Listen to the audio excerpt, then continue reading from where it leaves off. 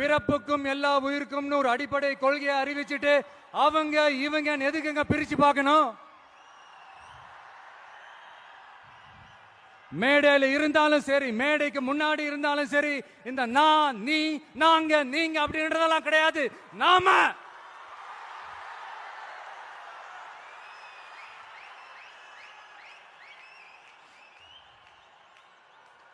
இங்க யாரு மேல யாரு கீழே அப்படின்ற பாகுபாடெல்லாம் எப்போ நம்ம பார்க்க போறதே இல்ல.